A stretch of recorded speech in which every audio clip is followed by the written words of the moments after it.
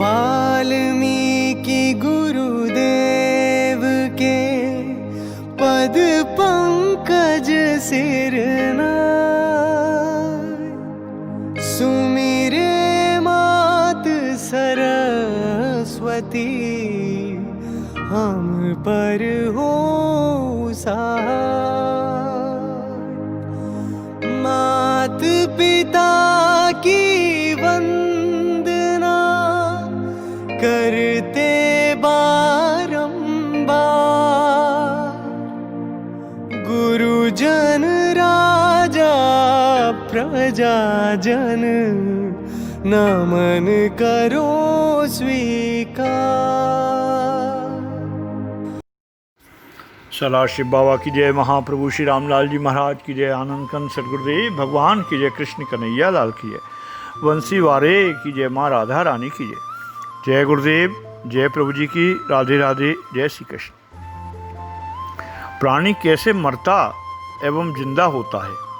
हमारे आदरणीय बड़े गुरु भाई श्री ज्ञानचंद जी, श्री प्रभु जी हमारे श्री गुरुदेव भगवान के लाडले शिष्य रहे हैं। साथ ही भाई जी श्री गुरुदेव भगवान के विश्वास पात्र भी रहे हैं। योगेश्वर स्वयं के विभिन्न साइज वाले स्वरूपों की पोशाक भाई जी अपने हाथों से बनाते थे एवं यह कार्य बहुत ही लगन एवं श्रद्धा के साथ किया करते थे। इस कार्य में इन्हें महारत हासिल थी। शायद यही कारण था कि अनाथों के नाथ अपने श्रीमुख से इन्हें मास्टर ज्ञानचंद कहकर पुकारते थे। दिनांक 2 नवंबर सन 1980 के दिन रविवार को ज्वर से पीड़ित श्री ज्ञानचंद जी के मन में ग्लानि उत्पन्न हुई। दोपहर 12 बजे का समय था। जिस कमरे में गुरु जी का चित्र स्थापित किया गया था, उसी कमरे के ठीक सामने दरवाजे पर बरामदे में वे लेटे हुए थे। दरवाजे से दोनों प्रभु जी के चित्रों का चित्र देखा जा सकता था। वे खाट पर लेटे लेटे गुरुमंत्र का जाप करने लगे। परिणाम स्वरूप उनका ध्यान लग गया। ध्यान में उनके समकक्ष काले भैंसे पर सवार होकर हाथ में श्वेत रंग का चमचमाता खड़ग लेकर यमराज आ गया। उसका रंग काला था, बड़ी बड़ी ऐंठी मूछें, लाल लाल विशाल नेत्र, भयानक चेहरा, शरीर मोटा।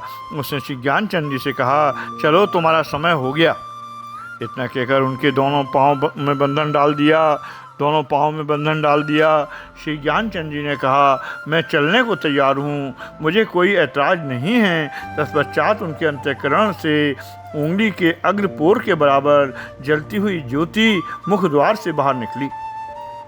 इतने में नेपाल वासी हमारे दादा गुरुदेव महाप्रभु योगेश्वर अनंत श्री रामलाल जी महाराज श्री ज्ञानचंद जी के समक्ष आ गए। उनके मुख से निकली हुई ज्योति महाप्रभु जी की गोद में टिक गई। गुरुदेव योगेश्वर अनंत श्री चंद्रमोहन जी महाराज भी आ उपस्थित हुए। दोनों प्रभु जी का आसन जमीन से 3 फुट ऊपर था। यमराज की ओर देखकर महाप्रभु जी बोले, बिना मेरी आज्ञा के तू इसे कैसे ले जाएगा। यमराज ने कहा, बिना आपकी आज्ञा के तो मैं नहीं ले जाऊंगा, क्योंकि इसका समय पूरा हो गया है। महाप्रभु जी ने कहा, इसकी आयु 87 वर्ष 3 माह है। अभी इसकी आयु 55 वर्ष 3 माह शेष है। अभी इसकी आयु 25 वर्ष 3 माह शेष है। तू इसे कैसे ले जाएगा। यमराज ने कहा, इसका समय पूरा हो गया है। महाप्रभु जी बोले, अगर इनको तुम समय से पहले ले जाओगे तो ब्रह्मा का विधान झूठा हो जाएगा। हमारी आज्ञा के बिना हमारे बच्चे को तुम नहीं ले जा सकते, तुम वापस चले जाओ। इतना कहते हुए महाप्रभु जी अपने असली शिव रूप में प्रकट हो गए और त्रिशूल से यमराज के बंधन से ज्ञानचंद जी को मुक्त कर दिया। यमराज के बंधन करते ही उंगली के अग्रपोर के बराबर जलता हुआ प्रकाश महाप्रभु जी की गोद से उठकर ज्ञानचंद जी के मुख से पुनः अंतःकरण में प्रवेश कर गया। वे उठकर महाप्रभु जी के चरणों को पकड़कर 15 मिनट तक रोते रहे। बार बार यही कहते थे, प्रभु जी मुझे ले चलिए, लगता है मुझे बहुत तकलीफ़ भोगनी पड़ेगी। बुढ़ापे में मेरे लड़के मेरी सेवा नहीं करेंगे, अब आप मुझे ले चलिए। दीन वचनों को सुनकर करुणासागर बोले, घबराओ नहीं, तुम्हें किसी की सेवा की ज़रूरत नहीं पड़ेगी, होगी ही नहीं। मैं तुम्हें चलते फिरते ही ले चलूँगा। बहुत हट करने पर महाप्रभु जी ने फिर कहा, तुमसे पहले तो तुम्हारी पत्नी लीला को जाना है, तुमको कैसे ले चलूँ मैं भी। फिर केवल तुम्हें बुखार ही तो है, अगर और कोई कष्ट महसूस हो रहा हो तो बताओ, तुम चौथे दिन बुधवार को बिल्कुल ठीक हो जाओगे। 2 घंटे बाद तुम्हारे शरीर का दर्द बिल्कुल नहीं रहेगा। महाप्रभु जी के कथनानुसार ध्यान खुलने के ठीक 2 घंटे बाद उनके शरीर का दर्द भी गायब हो गया था और वे अपने आप को बिल्कुल पूर्ण स्वस्थ अनुभव करने लगे थे। श्री ज्ञानचंद जी ने महाप्रभु जी से पूछा, आपके दर्शन होने के समय चारों तरफ प्रकाश ही प्रकाश दिखाई पड़ता है, लेकिन हम आपके दर्शन बिना प्रकाश के कर रहे हैं। महाप्रभु जी ने उत्तर दिया, कभी कभी ऐसा हुआ करता है, बिना प्रकाश के भी दर्शन होते हैं। उसी समय सामने के कमरे से, जहाँ दोनों प्रभु जी के चित्र थे, श्वेत अल्पी धारण किए हुए एक महात्मा श्वेत जटाधारी तथा सफ़ेद दाढ़ी वाले उनकी ओर 2 बार आते दिखलाई पड़े। उन्होंने अपने करतल से 2 बार आशीर्वाद दिया। श्री ज्ञानचंद जी उन्हें पहचान न सके। श्री ज्ञानचंद जी से जब मैंने उनके वेश और आकृति विषय में जोर देकर पूछा, उन्होंने बताया, लगता है 1972 में प्रकाशित सिद्ध योग में बड़े प्रभु जी के समान ही उनका वेश व आकृति थी। मुझे लगता है ज्ञानचंद जी के प्रकाश के बारे में प्रश्न करने पर उन्होंने अपना दूसरा वेश दिखाते हुए प्रमाणित किया हो कि भिन्न भिन्न रूप में उनके दर्शन हो सकते हैं। इसी बीच मेरे सदगुरुदेव ने उन्हें अपने 3 रूप दिखाए। श्वेत वस्त्रधारी लक्ष्मी रहित श्री विष्णु, सीता सहित मर्यादा पुरुषोत्तम श्री राम, योग योगेश्वर राधा सहित श्री कृष्ण। इससे मेरे गुरुदेव ने ज्ञानचंद जी के प्रश्न का अच्छी तरह से समाधान कर दिया।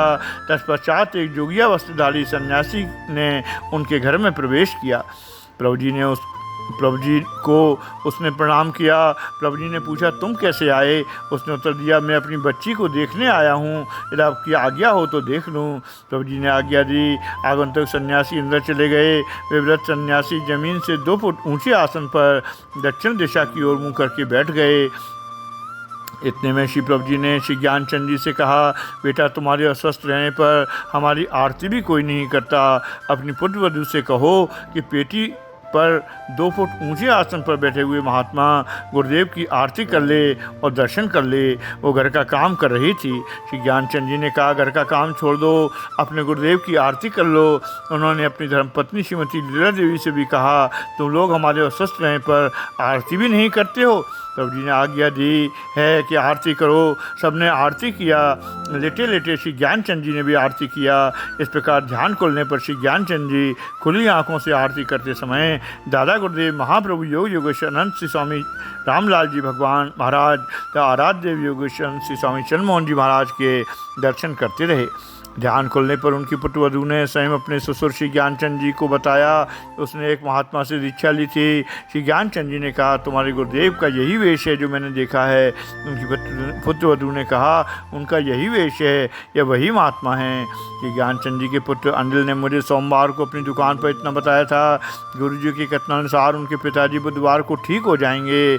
बुधवार को पुनः शाम को उनकी दुकान पर पहुंचा। देखा कि ज्ञानचंद जी बैठे मुस्कुरा रहे थे। मुझे देखते ही उनके चेहरे उनके मुंह से निकल पड़ा, मैंने ज़िंदगी में पहली बार देखा कि आदमी कैसे मरता है और कैसे जिंदा होता है।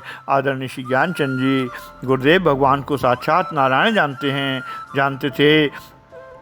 इस अलौकिक सिद्ध योग दरबार से जुड़ने वाले नव आगंतुक भाई बहनों को ये बताना समुचित होगा कि जानने और मानने में बहुत अंतर है। मानने वाली बात में जब कोई स्थूल या प्रत्यक्ष प्रमाण मिल जाता है तो वो जानने में बदल जाती है। किसी ने कहा है, मानना जानन में प्रिय, मानना जानन में प्रिय बहुत अंतर हो जाए। साक्ष्य कोई मिल जाए जब मानन जानन जब जाए, मानन जानन जब जाए। महाप्रभु श्री रामलाल जी महाराज की जय। आनंद कंद सद्गुरुदेव भगवान की जय। कृष्ण कन्हैया।